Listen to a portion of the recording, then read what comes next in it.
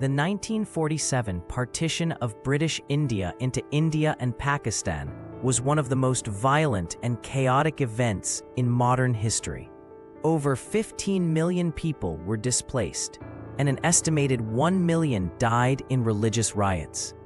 The hastily drawn Radcliffe Line ignored cultural and ethnic ties, leaving Kashmir as a disputed territory. This division sowed seeds of perpetual conflict, with both nations claiming sovereignty over Kashmir.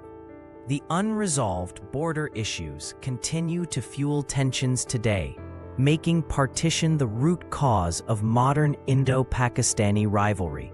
Cricket matches between India and Pakistan are more than just games. They are proxy wars for national pride. The 2011 World Cup semi-final, watched by over 1 billion people, saw India's victory celebrated as a national triumph.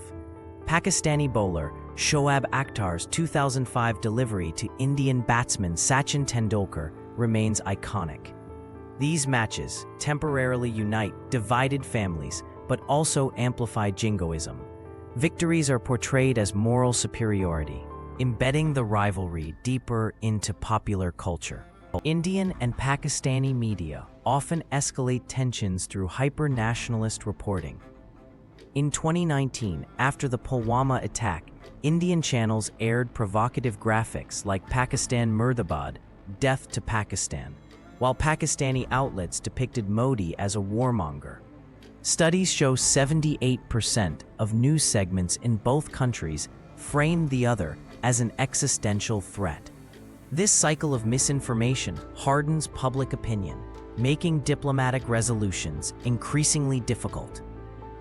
The Line of Control, LOC in Kashmir, is one of the world's most militarized borders, with over 500,000 troops deployed. In 2020, ceasefire violations spiked to 4,000 incidents, the highest in 17 years. Night vision footage shows soldiers patrolling icy ridges at 15,000 feet, where frostbite claims more lives than bullets. The 1999 Kargil War, fought in these mountains, nearly escalated into nuclear conflict. Today, drones and thermal imaging have modernized this frozen conflict. Despite state hostility, civilians lead reconciliation efforts. The Aman Ki Asha, Hope for Peace initiative has connected 10,000 divided families since 2010. At the Wagah border, elders who migrated during partition meet weekly, sharing stories over chai.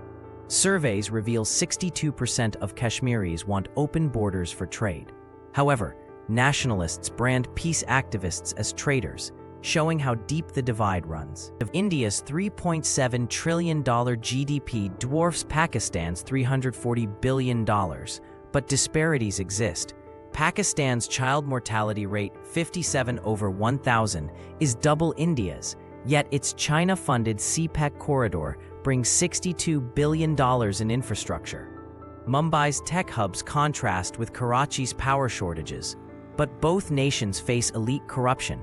India lost $1.2 trillion to black money since 1947. Pakistan $100 billion. Economic progress, not missiles, may ultimately decide this rivalry. Both nations possess 160-plus nuclear warheads, with India's no first-use policy contrasting Pakistan's tactical nukes. The 1998 tests, codenamed Shakti, India, and Kagai, Pakistan, sparked global sanctions. Computer models show a nuclear exchange could kill 125 million immediately and cause a 10-year nuclear winter. Yet arms races continue. India tested hypersonic missiles in 2020. Pakistan countered with Nasser missiles in 2021. The US, China, and UN repeatedly intervened to prevent war. In 2019, Trump's tweet claiming Modi asked him to mediate sparked outrage in India.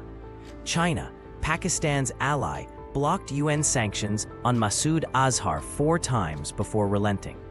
The 2023 UAE brokered back-channel talks cooled tensions but excluded Kashmiris. Such interventions often prioritize geopolitics. US needs India against China. China uses Pakistan to counterbalance India. Bollywood films like Bajrangi Bhaijaan in 2015 humanize Pakistanis, yet are banned there. Meanwhile, Pakistani dramas like Zindagi Gulzar Hai garner 100 million Indian views on YouTube. Food bridges divides. Delhi's Karachi bakery thrives, while Lahore's Bombay biryani is packed. The diaspora hosts joint Independence Day parades in the US. Culture reminds people of shared roots, but governments weaponize it. Pakistan banned Indian films after Article 370's revocation. The real winner isn't determined by borders or bombs, but by progress. If India becomes a $10 trillion economy by 2030 while Pakistan stabilizes, both win. If they cooperate on climate change, shared glaciers are melting, millions survive. The 1947 generation is fading. Youth demand jobs, not jihad.